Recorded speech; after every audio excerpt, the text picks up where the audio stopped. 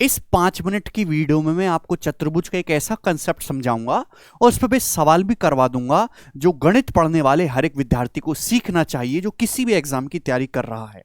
देखिए, ज्योमेट्री में आप लोग सभी जानते हैं कि ट्रायंगल नाम की चीज होती है और ट्रायंगल की एक विशेषता भी होती है। कोई भी त्रिभुज तभी बन सकता है जब त्रिभुज की किसी भी भुजा की वैल्यू अदर टू भुजाओं के डिफरेंस से बड़ी होती है और बाकी दो भुजाओं के योग से छोटी होती है।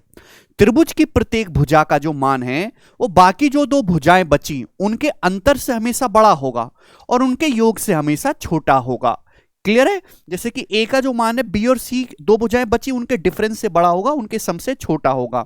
जैसे कि मैं आपसे कहूं कि एक त्रिभुज की जो भुजाएं हैं वो 7, 11 और x हैं, तो x की जो रेंज होगी वो क्या होगी भाई? बाकी जो दो भुजा उनके डिफरेंस से बड़ी और उनके सम से छोटी। 11 + 7 18। x की जो रेंज होगी वो 4 से 18 के बीच में होगी। आप कहोगे सर ये तो हम जानते हैं, नया बताओ। देखिए, नया है ये मेरे दोस्तों।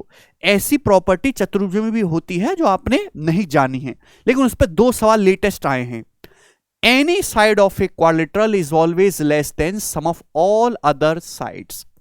चतुर्भुज में कितनी भुजाएं होती हैं? ऐसे ऐसे करके चतुर्भुज होता है, 4 भुजाएं होती हैं। आप बोलोगे हाँ जी सर। तो चतुर्भुज की किसी भी भुजा का जो मान है वो बाकी जो 3 भुजाएं बची उनके योग से हमेशा छोटा होता है। ठीक है भाई? किसी भी चतुर्भुज की प्रत्येक भुजा का मान सदैव अन्य 3 भुजाओं के योग से हमेशा छोटा होगा। तो मैं ये मान लेता हूं कि माना ये चतुर्भुज की सबसे बड़ी भुजा ये वाली, ये सबसे बड़ी भुजा है, ठीक है ना, ये वाली। तो इसकी जो वैल्यू है बाकी तीनों भुजाओं के योग से हमेशा छोटी होगी। केवल ये एक प्रॉपर्टी चतुर्भुज में एप्लीकेबल है।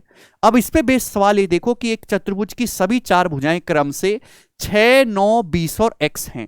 तो आपसे पूछा x के कितने इंटीजर मान संभव हैं। देखो, ये तीनों साइड तो इंटीजर हैं, 6, 9, 20। x भी इंटीजर बोल दिया, चारों भुजाएं पूर्णांक हैं। तो पता ही x के कितने मान संभव हैं। तो यहां पे 2 केस बनते हैं। पहला, फर्स्ट केस भाई मैं ये ले लेता हूं कि भैया मैंने मान लिया कि इसमें सबसे बड़ी भुजा क्या है। माना जो है इस चतुर्भुज में जो साइड 20 है ये सबसे बड़ी है, 20 जो वो सबसे बड़ी भुजा है। क्लियर है? तो इसकी जो वैल्यू है 20 वो बाकी अदर जो 3 भुजाएं बची उनके योग से छोटी होनी चाहिए। क्लियर है? आप बोलोगे हाँ जी सर। तो 6, 9, 15, 15 जब इधर जाएगा तो 20 - 15 5, यानी कि x की जो भी वैल्यू होगी मेरे दोस्तों 5 से बड़ी होगी। एक आउटकम ये निकला। सेकंड मेरे दोस्तों, सेकंड केस यहां पर ये भी बनता है। ठीक है भाई 6, 9 से तो बड़ा 20 हो गया, तो 6, 9 तो लार्जेस्ट हो नहीं सकती।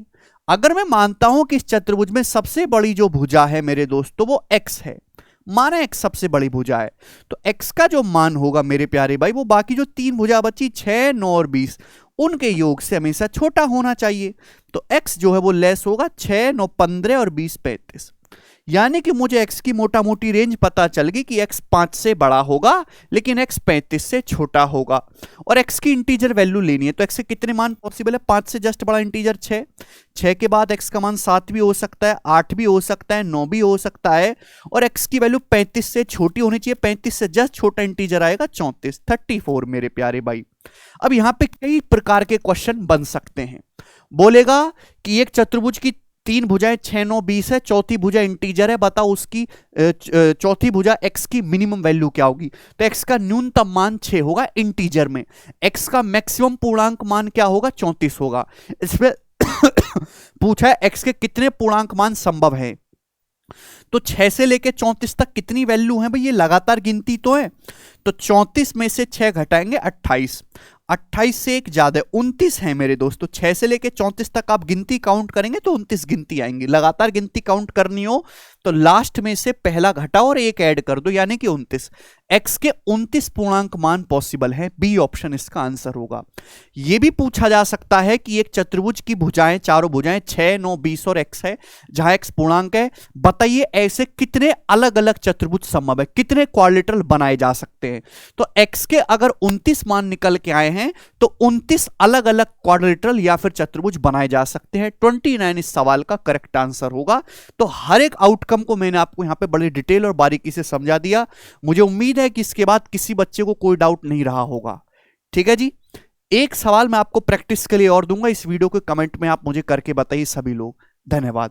अगर आपको समझ में आ रहा है, ऐसे आप शॉर्ट क्लिप में कंसेप्ट बारीकी से जानना चाहते हैं तो मुझे जो है जरूर सजेस्ट करें। बाय।